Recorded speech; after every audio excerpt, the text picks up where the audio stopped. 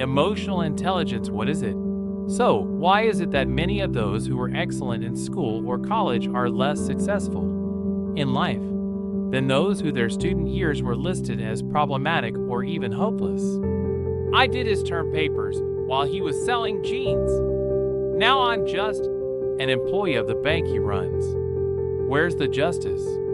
Resents the holder of a red diploma. Indeed, isn't there a contradiction here? And why is it that gold medalists, people who have 3 university degrees and MBAs, are often passed over by those who did not study well, who skipped classes, are often bypassed by those who studied poorly, who skipped classes? What is the reason? It turns out that successful people are distinguished by a highly developed emotional intelligence. For the first time, talked about this phenomenon in the West about 10 years ago. And in 1996, in the U.S., Daniel Goleman's book, Emotional Intelligence, was published, which stirred up society and forced a new assessment of the role of emotions in human life, as well as their ability to succeed. Emotional intelligence, EQ, is a polysemantic and complex concept. It is made up of a mass of different qualities, often difficult to define, which manifest themselves in a high level of self-understanding, the ability to hear and understand other people, predict their behavior, control their own and other people's emotions, the ability to make the right decision, the ability to influence, form and motivate a team to achieve a goal, etc. Even from this incomplete list, we can see that the owner of a high IQ is not always distinguished by such a set of qualities, but the activities of those who manage people takes place in a person-to-person system, and then 90% of it consists of communication with partners, clients, employees. It turns out that the meeting, negotiations, public speeches, and is the main form of their work. And the ability to convince a client is often more important than the ability to make complex calculations on your own. Scientists at Harvard University even claim that the importance of IQ for success is no more than 20%. And while I'm skeptical about simply counting percentages in such complex areas as human interaction, I think that the place of formal intelligence is fairly accurately reflected. And if an executive has the highest IQ, but his EQ is minimal, he will be able to realize his potential. For example, a 30-year-old successful businessman, the head of his own company, avoided appearances in public, contacts, communication, especially with older people. He delegated to subordinates, and in doing so, of course, lost a lot. First of all, his business suffered and many profitable projects were frustrated. And very often contracts were not signed, because his deputies were not able to fully replace him. After all, only the first person, who is competent and personally interested, can communicate as a qualisto communicate with partners and enter into serious business relations with them. Having realized this as his problem, our hero seriously worked on himself. His emotional intelligence increased significantly. Effective business communication has become a lifestyle from which now derives real pleasure and financial gain. From point one, manifestation of developed emotional intelligence is the ability to adequately assess one's own capabilities and limitations and try to compensate for weaknesses and strengths. And try to level out weaknesses. For example, a manager with an average IQ but having a very high EQ surrounds himself intellectuals and is quite successful in his work. If you, for example, a person is more intuitive, you should trust your intuition. If your natural gift is analysis, then having analytical abilities must be used at all costs. Rely on the facts, assess their inner relationship, and only then make decisions. While IQ declines with age, emotional intelligence continues to improve throughout our lives. All of the components of emotional intelligence are only sharpened. And the leader who works to develop his or her emotional intelligence, they get the best out of it. There are many examples of this. I am convinced that emotional intelligence cannot be developed at special seminars or trainings to develop emotional intelligence. Competence, it is primarily a question of desire, time, and practice. I would hate to see the beginning of yet another campaign to psychologize the whole country and develop emotional intelligence off everyone. It is important to protect our emotional sphere from all kinds of interventions. And, accordingly, be careful when choosing off training programs and specialists.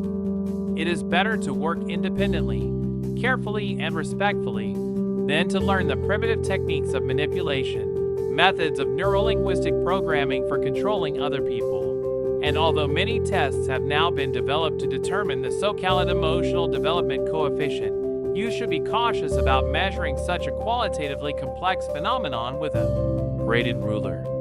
In this matter, it is better to rely on ourselves. After all, the main criterion here is our personal practice. To begin with, it is worth counting the number of successful and unsuccessful attempts to achieve your goal and analyze the results.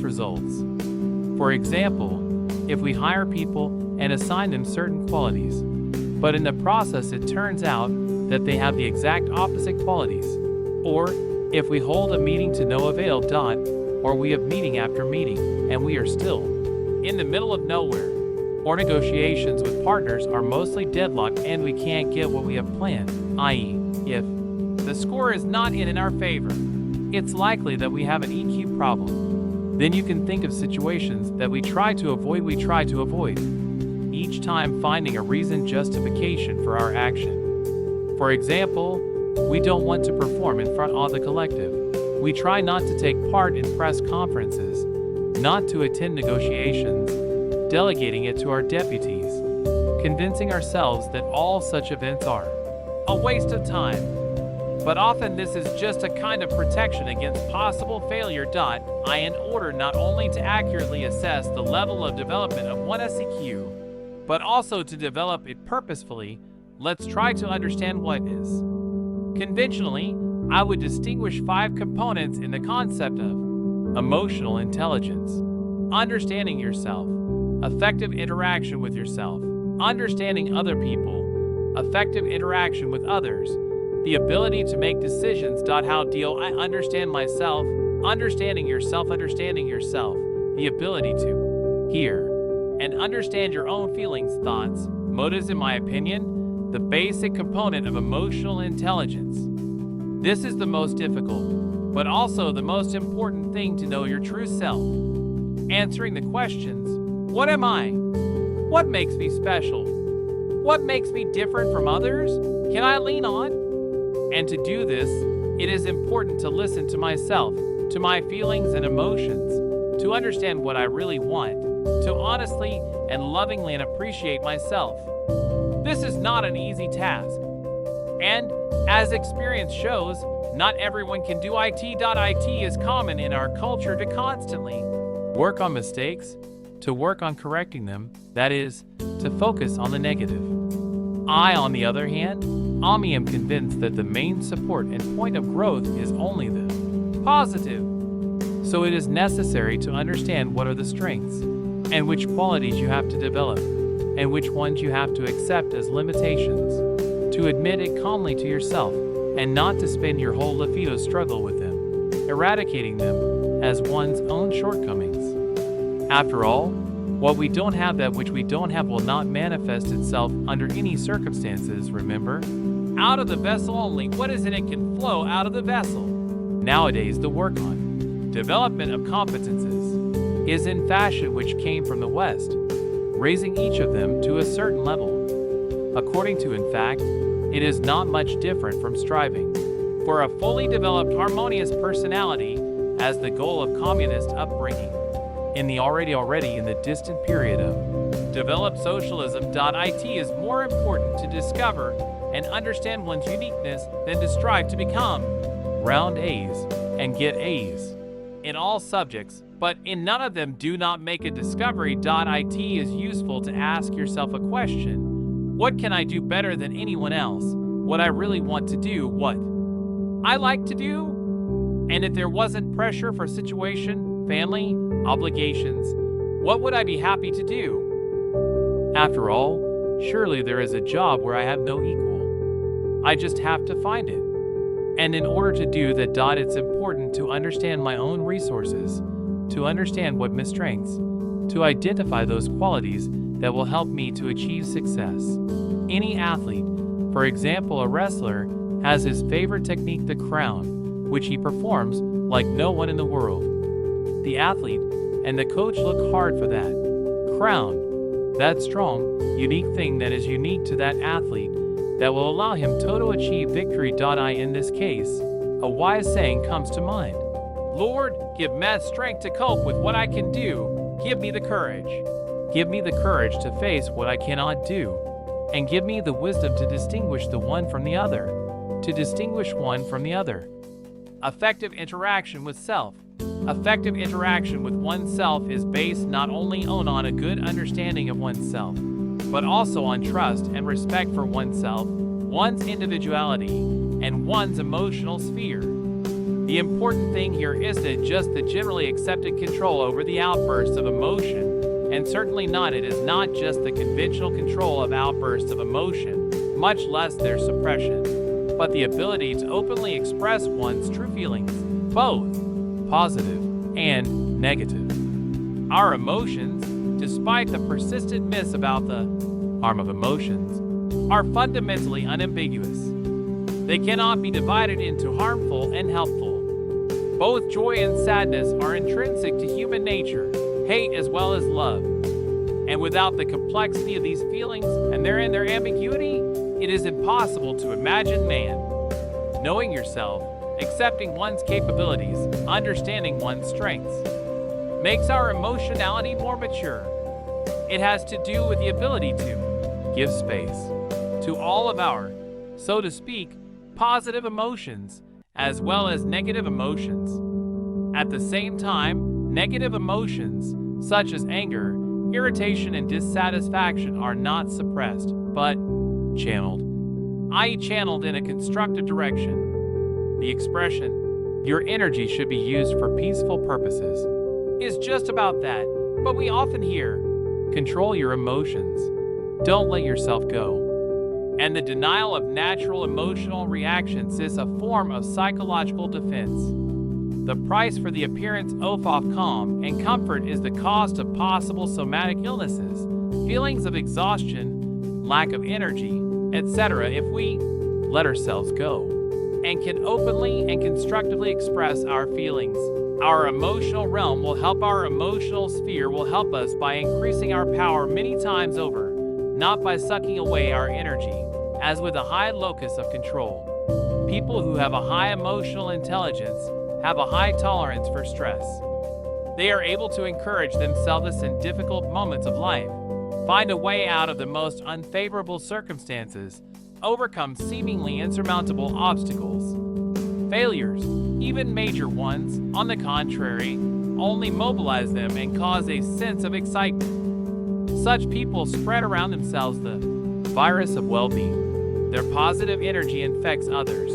Therefore, it is important not to defend oneself from reality, but to openly and directly look harsh facts in the face, constantly taking care to get off reliable information, no matter how unpleasant or harsh it may be done, and not to erect a fence of psychological defenses around oneself. Then this approach is effectively combined with faith in success and optimism, even in stressful situations. Example: a large entrepreneur had an accident at a newly constructed plant. The structures of the building collapsed and important links in the process chain had been taken out of operation. The experts believed that it would take several months to restore the plant, and of course, the production would have to be up and running. And production would have to be stopped, which was not only a loss. Production would have to stop, of course, and that would not only mean losses, but also the collapse of the newly founded team. How to understand the other? Understanding the other person is not an easy task. Otherwise, people wouldn't say over and over again, "His actions don't make sense to me. I don't understand what he's getting at. I don't understand why he's saying these things. I don't know what's on his mind. He and I are made of different stuff. We speak different languages. He's a mystery to me," etc. etc. But understanding the other is the cornerstone of interpersonal communication. Without it, we can't influence people, cooperate with them, or resolve conflicts. Imagine two people of the same age, graduated from the same institute, hold similar positions in the same organization, but they are completely different. One is willing to work all day with numbers and charts, and it's important to him not to be disturbed. The other is a communicative person. He grasps the situation very quickly, interacts well with people. But the former's job responsibilities include negotiating with clients, while the latter regularly have to pore over calculations. Each of them could work for 10 people if only they've been doing their own work. But the manager has equalized them. As a result, he has two average workers who are constantly for things they can't do in principle.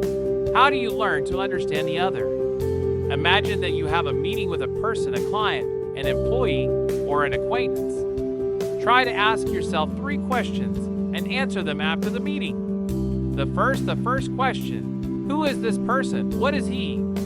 The second: what is he saying? What is the content of his speeches? And the third: why did he come? Why did he say all that?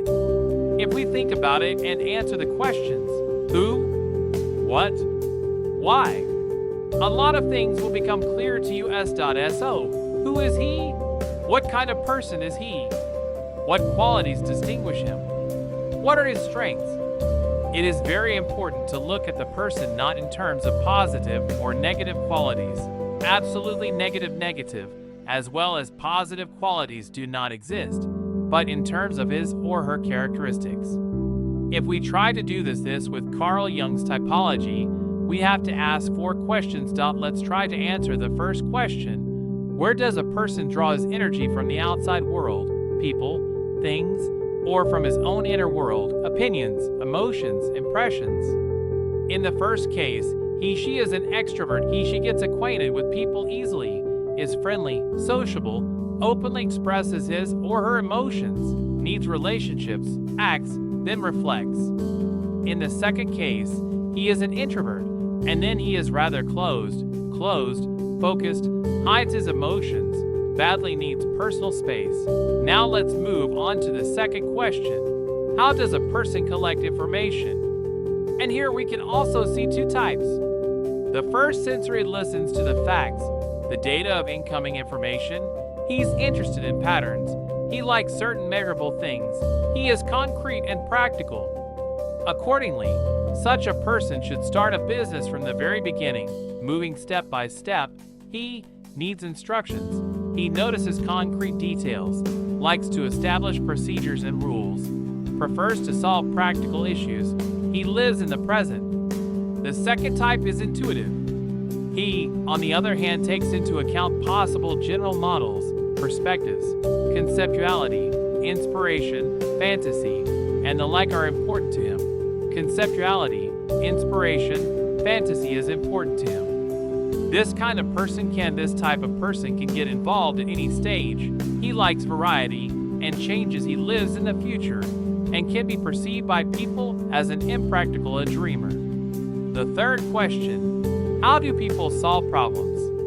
In answering it, we again will distinguish 2 opposing types, the thinking type and the feeling type. Thinking and feeling.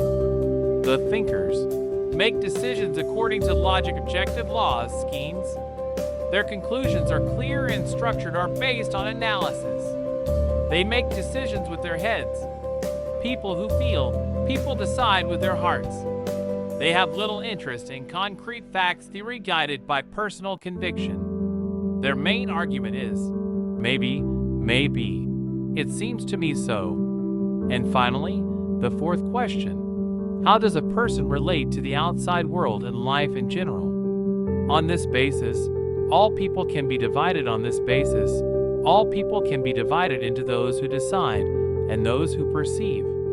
A decisive person is always results-oriented. He needs to structure and manage, to plan, to decide, to finish things. He is collected, organized, decisive, likes order and precise deadlines, It is important to him that life is under control. In contrast, for the perceptive type, the process is more important than the result.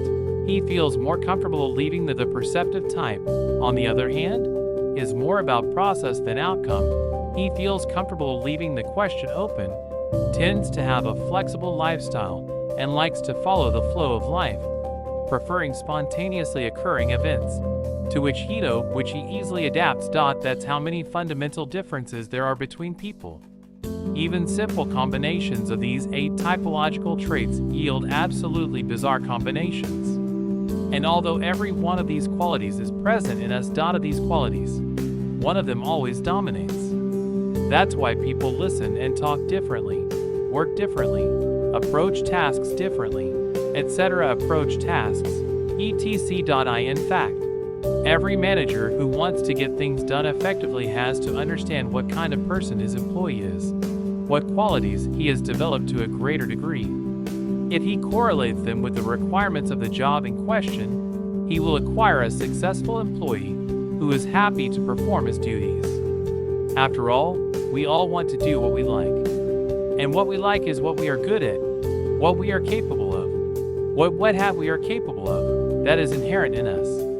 This is why it is so important to identify and actualize the strongest, the best thing in a person, to lean on that which is his bearing structure, and not to tear him down for his weaknesses, and not to try to correct his mistakes. Each person is different, distinct from the others. Each of you in himself is a person, an individual, which in Latin means indivisible. And in order to attract people, to reveal them, to keep them, it is necessary to treat them as persons. This means to give a task, explain, evaluate, reward, and motivate. Each must be treated individually.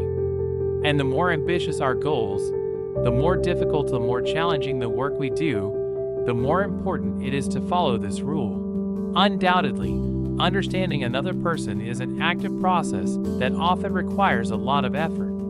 It cannot happen passively. One must want to see the best, the most important thing in a person. People who have of high emotional intelligence, that's what distinguishes them. Not only understand the other person, but actively want to do so. Now the task before us is to understand exactly what this person is saying, and why they're doing it. What is he saying? The ability to listen is a rare quality, but for a manager it is absolutely necessary. The one who has it gets a huge advantage. It often happens so. An employee enters the manager's office, and the manager continues to look at the computer. It is as if he is listening to the interlocutor, but he's writing something, drumming his fingers on the desk. Talk, I'm listening. As a result, the employee loses the desire to talk. Listening is an active and labor-intensive process. It requires concentration and strain. Therefore, it is impossible to listen continuously, and you do not need to. It is worth at least 5 minutes to concentrate and then listen to what the other person is trying to say. Some of us might argue that it takes much longer to listen, that the conversation alone often takes at least an hour. But if we measure how long we actually listen without interrupting our interlocutor, it turns out many of us cannot really endure even 5 minutes. We start thinking about something, our thoughts go somewhere, etc. You can use this technique. Imagine that we can use this technique. We can imagine that we have directed a spotlight on the interlocutor. We have highlighted his figure, and everything else is a background. Then you yourself need to switch to the mode reception mode, and just listen for 5 minutes. After that, take a pause to realize what the person said, and only then start talking back. In the process of listening, it is important not to evaluate anything, not to deny anything, do not condemn or praise, do not rejoice or grieve, do not make any remarks, especially hasty. Try to turn off all positive or negative attitudes. Well, this chatterbox again about his. Just be open to the information the person gives you. At the same time, if we want to understand the real content, the real meaning of what is said, we must perceive not only the words. It is known that only 7% of information is transmitted through words. The other 93% comes from the language of looks, gestures, facial expressions, as well as intonation, timbre, volume, speed of speech, etc. If we look at our interlocutor with interest, calmly, open-mindedly, as if we see him for the first time, tune into the same wave, we can get a lot of new and important information. Point one of my clients tried for a week to have this kind of 5 minutes once a day for a week. He was only able to do this experience 0.3 times. During those 15 minutes, he learned a lot about his own organization. Saw it from a different perspective. And even made 2 completely unplanned decisions that he was very happy with. An entrepreneur I know told me the following story. He negotiated a deal with a partner, but later realized that he had taken on too much and decided to give a part of the commitment, giving up 15% of the profits to the partner. The entrepreneur came to the office. Toto discussed the matter with his partner, started a conversation, but only had time to say a few phrases, only to say that he wanted to give up some of the commitments he had made. His partner interrupted him, saying that the most important thing was their joint participation in the project, and he didn't listen to the other part of the proposal, which was to give up 15% of the profits. So one lost a lot of money, and the other found it. Why does he say that? Suppose you and I make no such mistakes and listen carefully, listening to our interlocutor. But in order to understand him more accurately, we must now answer the question, why is he saying this? What does he really want from us? This will benefit both parties. Point 3 people with their proposals for the same project have come to the reception desk of one executive. Why did each of them come to him? Why is he asking a question or making a proposal or make a suggestion? It turns out that the same action can have very different ulterior motives. One wants to assert himself, to be noticed, to be promoted. He intends to show that in this business knows better than the others and is ready to take the vacated position. The real purpose of his arrival is to remind himself. He is also here to demonstrate to his colleagues that he's in the manager's office at all times. And to do that, he came up with some occasion, a suggestion, a question, or information. But his main interest is in asserting himself. The other employee doesn't need to show or prove anything to anyone. He doesn't need to assert himself. But it is important for him to establish personal contact with his supervisor. Otherwise, he feels uncomfortable in this organization and begins to worry. He also thought of some kind of proposal to be able to come to the supervisor and once again make sure 107 that they have a normal relationship, that there is mutual understanding, and that he can go about his business in peace. The third person came. The most important thing for him is to get the job done. He does not care at all whether or not his colleagues. He does not care about good relationships or a career advancement. The only thing that matters to him is that his proposal is implemented in this plant. He believes in its effectiveness, and he will stand up for it, even if it leads to conflicts. They all have completely different motives.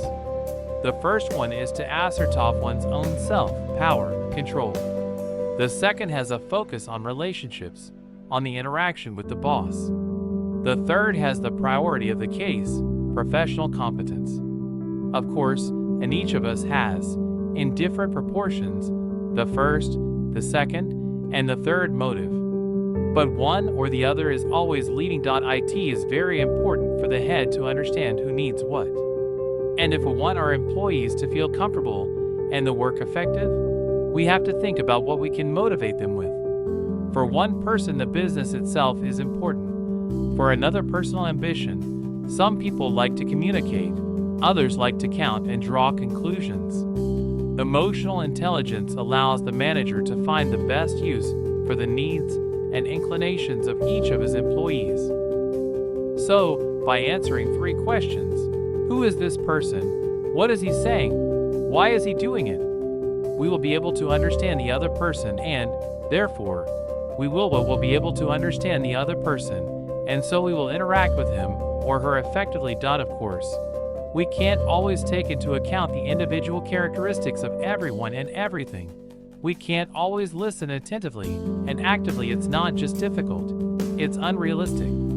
But each of us has situations where it is vitally necessary, and then we can try to do a what is reciprocal interaction? Our interactions with others come in many different forms: speeches, meetings, negotiations, interviews, etc., etc. There are different rules for each of these. But I would like to discuss the basic principles of effective human interaction. I would like to discuss the general principles of effective human interaction. There are always at least two people interacting, me and the other, between whom some kind of contact is established. The ideal of this contact dialogue is the ideal of this contact. Let's talk about all three elements of this system: I, the other, and the dialogue. Each of us has the rights to protect our rights and the boundaries of personal space. But not each of us is aware of these rights, let alone asserts them. Defend them.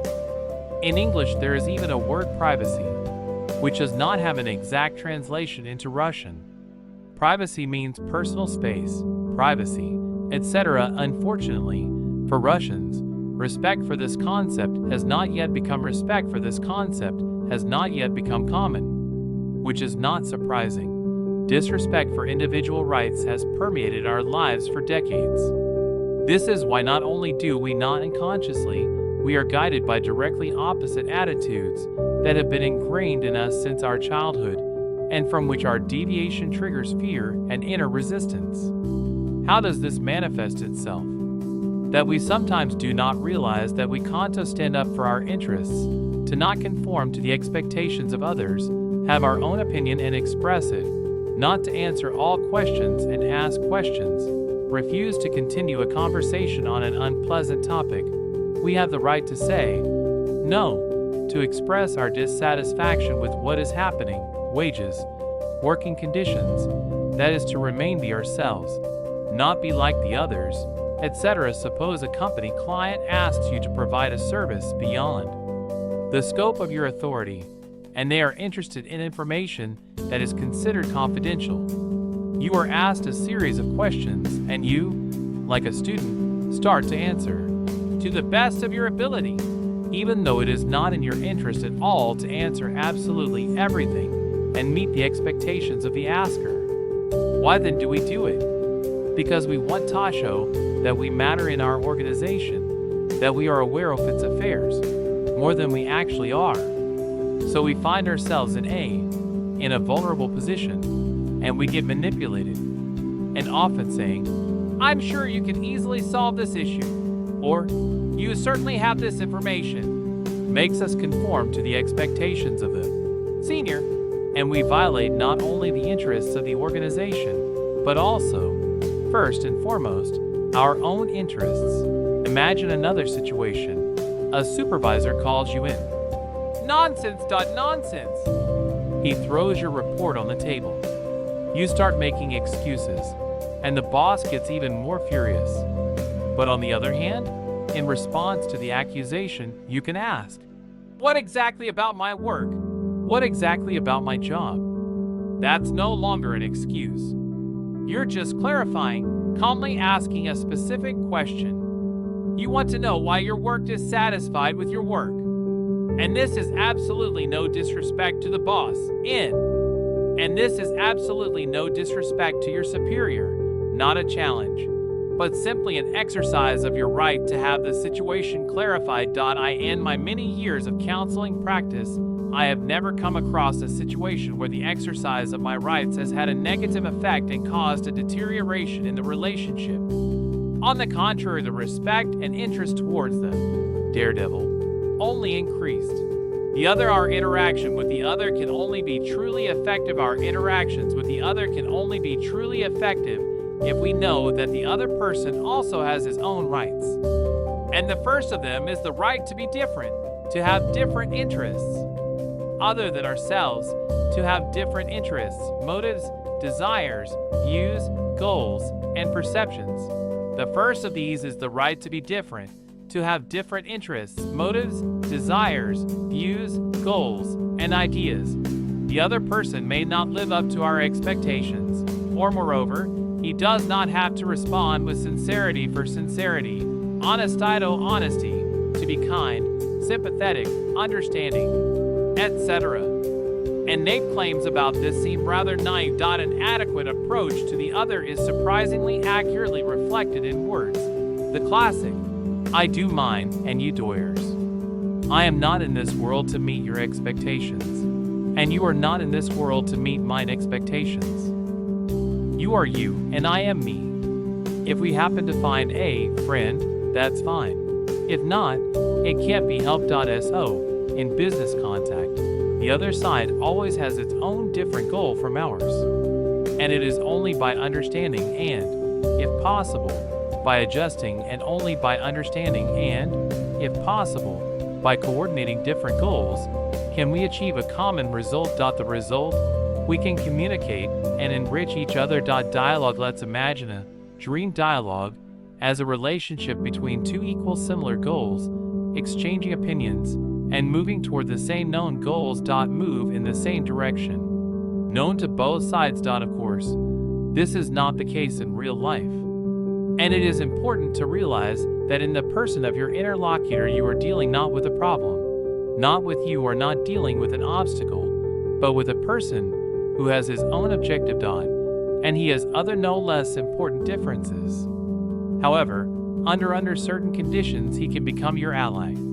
For example, many managers have an implicit idea that the employees are their serfs, who, once they are paid, should always unconditionally comply with all requirements, and they will not go anywhere. They're not going anywhere. But you can look at the matter differently. You can accept that my employee is as much of an investor as I am. I put money into the business, intellect, other resources, and he invests his professionalism, his time, his health, etc. And we are both investors, partners. It's just that our investments are different and, accordingly, we have different dividends. This understanding takes the relationship to a new level. Our communication becomes a space for joint activity, where each side has an opportunity to express itself for the benefit of a common cause. Of course, there are situations in life when you simply have to give an instruction, and you want the employee to follow it quickly, without thinking. But the higher and more ambitious the goal of interaction, the more complicated the business task, the more important it is to conduct a real dialogue, the greater the responsibility and autonomy are required of both parties. And then, in order to achieve effective interaction, it is important to not only accept our differences but also find something that unites us. It is good if these are shared values, interests, motives, i.e. the same understanding of what is good and what is bad. And then it does not matter who is a choleric and who is a phlegmatic, who is a lark and who is an owl, who is a strategist and who is a tactician, etc. A clear understanding of where the boundaries separating the I from the other passes, and at the same time the ability to find unity in the essential, basic things is the key to the success of effective interaction. How to make a decision? We constantly have to make choices. We decide whether to build a new company or renovate an old one, go to a classmate's anniversary party or a vacation in the country, to get a divorce or to keep the family together no matter what. Family. In this case, some are able to solve the most difficult issues on the fly, but for others, even choosing a tie in the morning becomes a problem. In the way people make decisions, emotional intelligence manifests itself most clearly. This is where the watershed between those who succeed and those who fail. Let's call them conditionally effective and ineffective people. For many years, I have studied and practiced the difference between these two polar groups of effective and ineffective decision makers, and I can designate such distinctions by 5 key words: awareness, reality, criterion, responsibility, non-alternativeness. The first key word is awareness. An effective person is capable of clearly recognizing that he or she is in a situation of choice, and that if he or she faces a problem, it must be solved.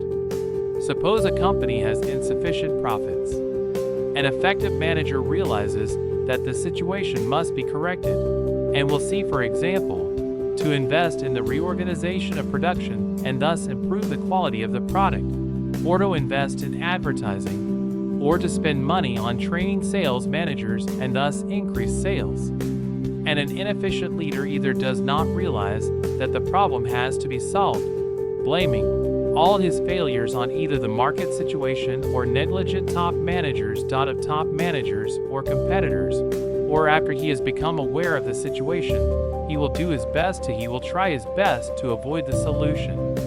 He will say, "I had no other choice. It was the only thing I could do. I was put in such conditions." Usually in these kinds of expressions, many people try to justify their fear of having to make a decision, realizing that there is always a choice is very important. If we analyze any problem, we will see that there are at least two solutions. And sometimes in order to choose something, it is not necessary to break everything, to change something. To start, you can accept the situation as it is, but consciously. In this case, we influence the situation, and not the situation influences us, and we don't feel like victims. The second key word is reality. Effective people always try to understand what's really going on. Reality. Before they make a decision, they need to see as objective a picture as possible before they make a decision.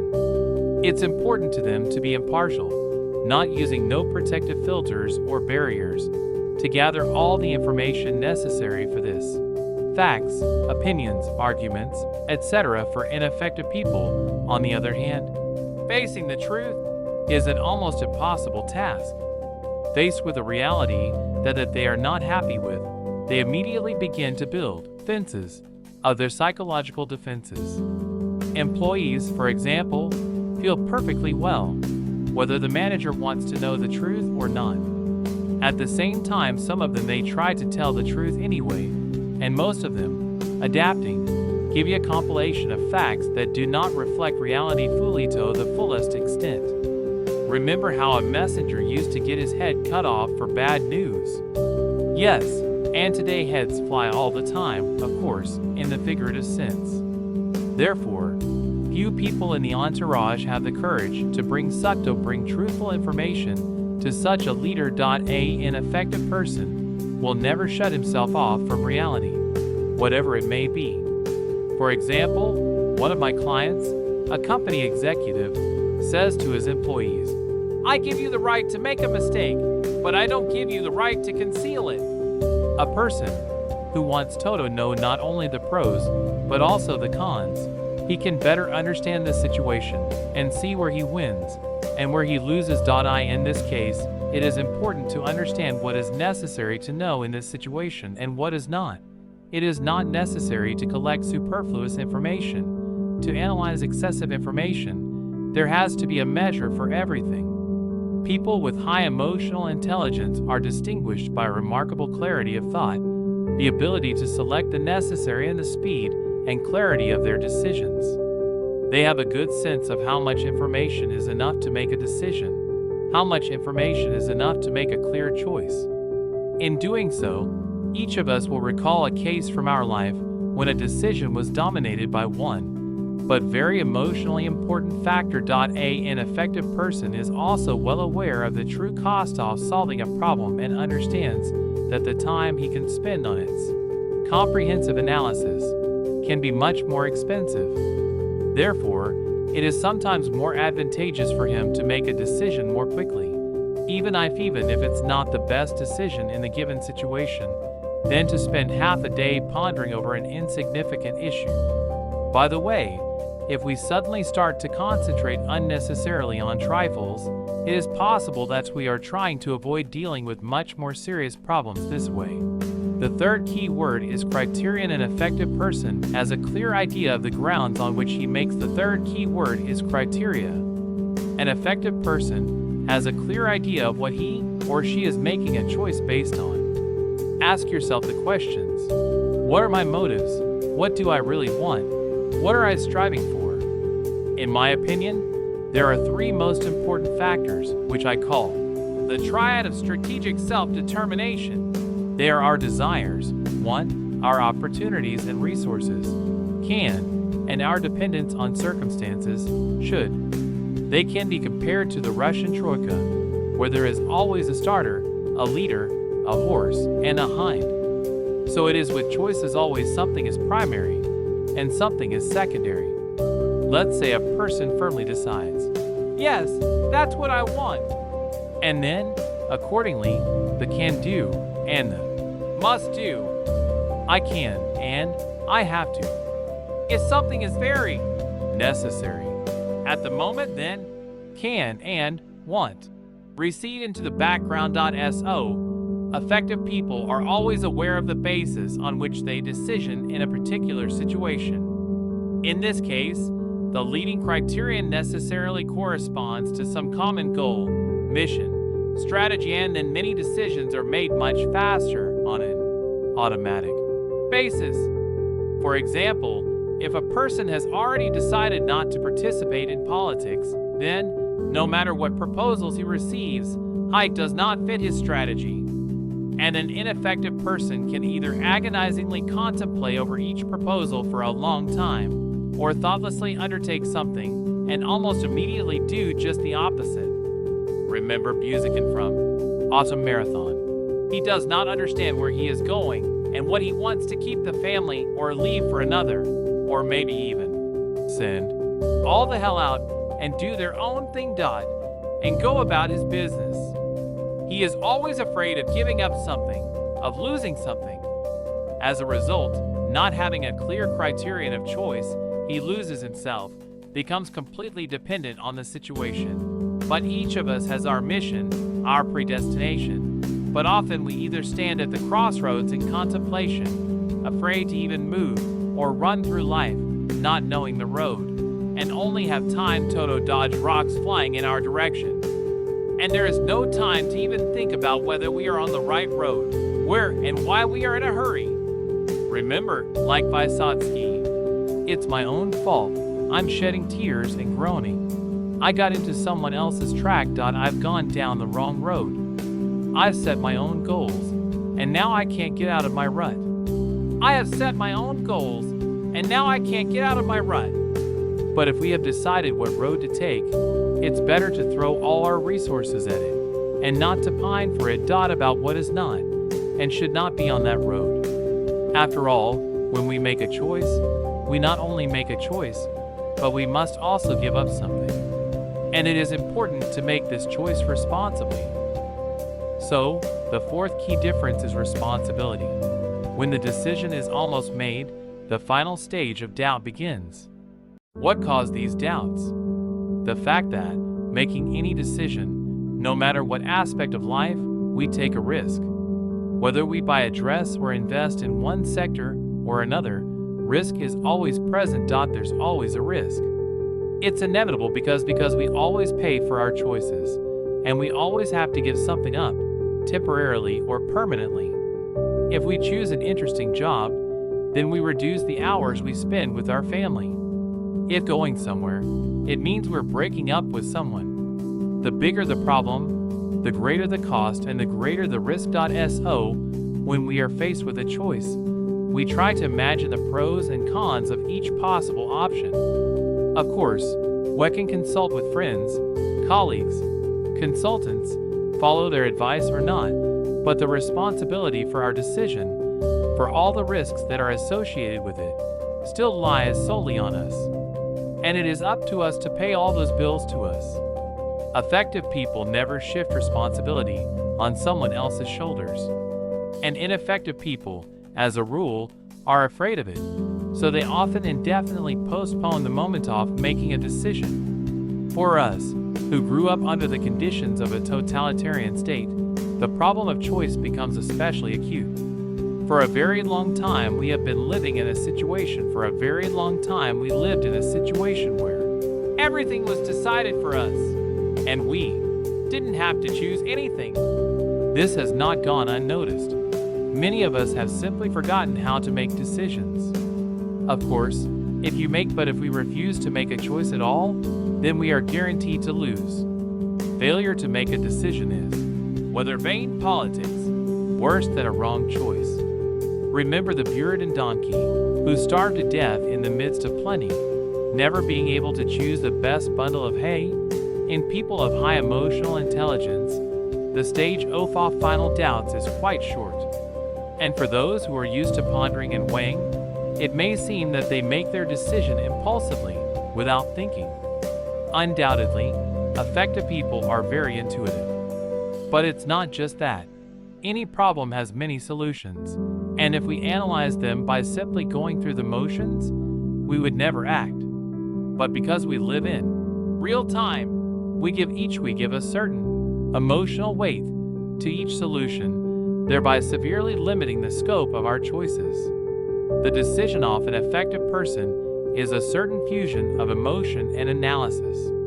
He not only understands with his mind, but also feels how to act.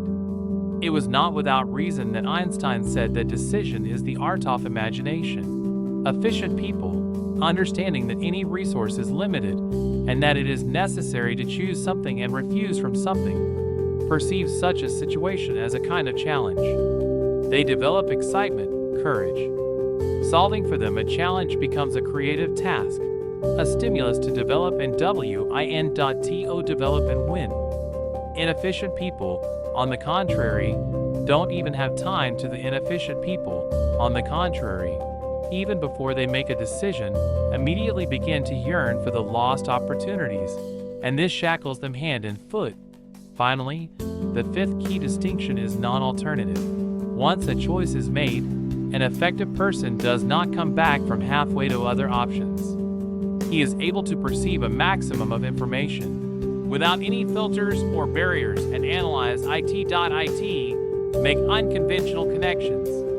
Multivariate, at the input, the absence of internal barriers, and no alternative solution at the output. Unlike most people who make decisions and then endlessly change them, a man of action has a unique ability to make decisions without alternatives. As long as the decision is not worked out, he is open to discussion and dialogue, frank and attentive. But as soon as the decision is ripe, it is no longer discussed, because all attention is focused on its implementation, on achieving the goal. No more doubts are present in his mind. He acts firmly in the chosen direction. Of course, when we begin to implement our decision, we may encounter unforeseen circumstances. We may deceive ourselves in our expectations. We may make a mistake in our calculations. After all, there is no guarantee that we will achieve what we set out to do. When we make a choice, we only get a chance. And it may take all of our will to see it through, all our courage, all our resources. Often in such cases, we hear rebukes of well-wishers saying, "We warned you not to get involved. You don't get involved in this business." But effective people do not turn away from the path, even if their choice was not the right one. How can we not recall folk tales that teach us not to turn around, not to turn off from the road, despite the machinations of evil forces, various monsters, and other obstacles that get in the way? I once asked an executive with whom I work as a consultant if he regrets that a decision he made was not the most economically disadvantageous. He replied, "No, I don't. Now I understand clearly what I should have done, and I will not be the equal on the next project. I will not be the equal in the next project. I paid for my studies." An effective person always builds on what he has acquired, and that gives him the strength to move forward. Let's imagine that the person changed jobs. Yes, in the new place, the salary is slightly lower, but the work is much more interesting and promising. It is on this factor he will focus all of his attention and, most likely, after a while will be able to earn considerably more money. An inefficient person will do just the opposite. He will focus on what he has lost and begin to overblow the downside of his choices. He'll go on and on about every penny he loses, and and he won't be able to take advantage of the money he lost on every ruble he loses. He won't be able to take advantage of the opportunities of his new job. He just won't see them. Of course, there are people more determined and less determined. But each of us in our lives is constantly making decisions, making choices. That is why it is so important to know the patterns of the choice process, to understand your limitations and strengths in this matter. Learning how to decide correctly is possible. It only takes a will. If you like my channel, tell your friends and family about it. Perhaps it will also be of interest to them. Subscribe to my channel, click the bell, so as not to miss new releases. And also write your opinion in the comments. Thank you for your attention.